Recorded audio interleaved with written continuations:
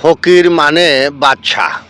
বাদশাহকে উদ্দেশ্য করে বলছি, আপনি যদি বাউল ফকির হয়ে থাকেন তাহলে আপনি আল্লাহর বাদশাহ। এই মানব জাতির কাছে আপনি হয়তো গানের ফকির, কিন্তু ধার্মিক জ্ঞানীদের কাছে বাউলরা হলেন জ্ঞানের ফকির।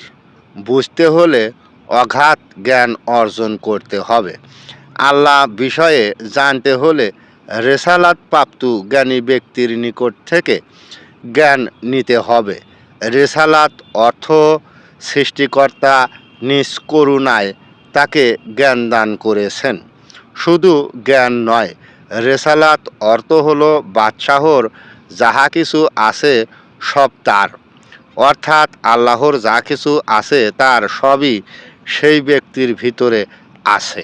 যেই ব্যক্তিকে সৃষ্টিকর্তা তার নিজ করুণায় সমস্ত কিছু দিয়েছেন, তিনি হলেন দয়াবানের দয়ার ভাণ্ডার, অর্থাৎ দাতার ধনভাণ্ডার।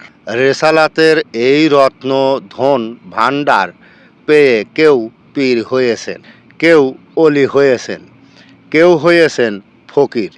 ফকির অর্থ আল্লাহর নিকট থেকে অনেক কিছু নিতে পারেন। ফকির অর্থ আল্লাহ প্রাপ্ত জ্ঞানের বাদশাহ।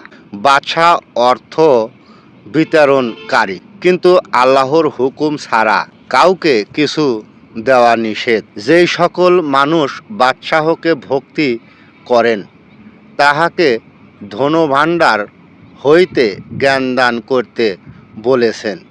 বিনিময় করতে হবে ভক্তি, অর্থাৎ যেই সকল মানুষ আপনাকে ভক্তি করে না সেই সকল মানুষের কাছে আল্লাহর সমস্ত রত্ন কথা বলা নিষেধ। আর সেই প্রেমের ভক্তি বিনিময় ছাড়া যেই সকল বাউলরা রেসালাত প্রাপ্ত অমূল্য রতন বস্তুত্ব মূল্যে দান করেন, আল্লাহ বলেছেন, আমার রত্নকে তুচ্ছ মূল্যে বিক্রি করো না। অর্থ বোঝানো হয়েছে মানুষকে ভুল পথে নিয়ে যেও না। সূরা তওবা আয়াত নম্বর 9 দেখে নেবেন। দাদা ভাই, আপনি যদি বাউল ফকির হয়ে থাকেন, আমি আপনাকে বুঝাতে পেরেছি কি না কমেন্ট করে জানিয়ে যাবেন। সবাইকে ধন্যবাদ।